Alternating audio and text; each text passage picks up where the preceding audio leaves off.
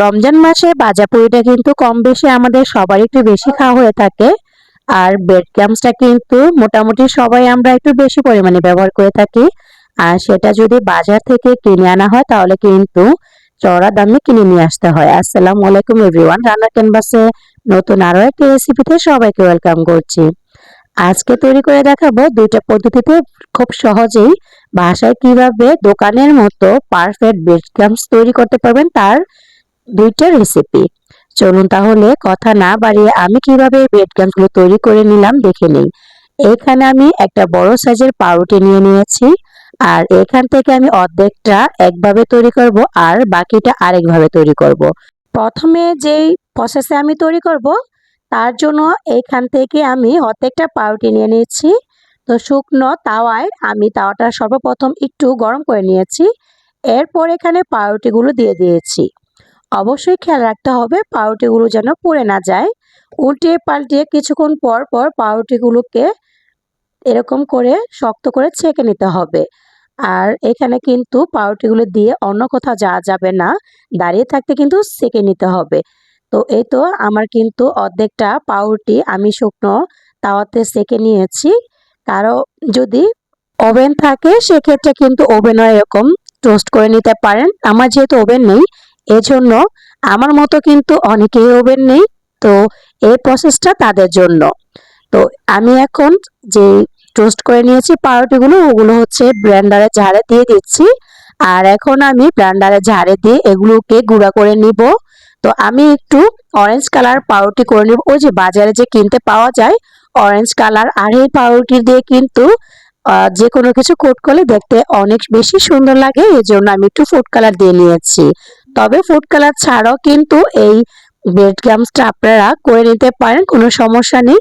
তো এখানে আমি সামান্য পরিমাণ অরেঞ্জ ফুড কালার দিয়ে তারপর হচ্ছে আবারও ভালো করে আমি ব্লেন্ড করে নিয়েছি। আর এটা কিন্তু একটু পর পর ব্লেন্ডারে ঝাড়ে দিয়ে মানে একটা চামচ দিয়ে সাইড থেকে উল্টিয়ে পাল্টে তারপর হচ্ছে ব্লেন্ডার করে নিতে হবে।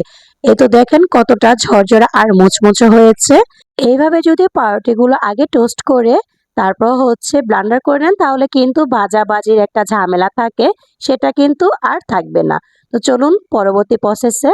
এইখানে আমি একদম ফ্রেশ পাউরুটিগুলো নিয়ে নিয়েছি আর ছোট টুকরা করে এরকম করে কেটে নিয়েছি। আমি দুইভাবে শেয়ার করেছি, যার কাছে যেটা ভালো লাগে সে ওইভাবেই এই পাউরুটি ওই প্রসেসটা ফলো করে ব্রেড ক্রাম্বস তৈরি করে নিতে পারেন। তো এই তো ছোট টুকরা করা হয়ে গিয়েছে, এখন আমি ব্লেন্ডারে ঝাড়ে দিয়ে দিচ্ছি।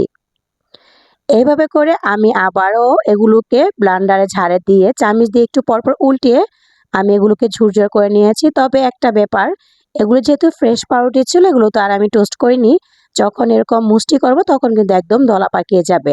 আর এগুলোকে কিন্তু নিচে রেখে একদমই খাওয়া যাবে না, একদিনের বেশি দুদিন হলে কিন্তু এগুলো নষ্ট হয়ে যাবে। তো তখন করণীয় কি, তখন হচ্ছে এগুলোকে একটু রোস্ট করে নিতে হবে।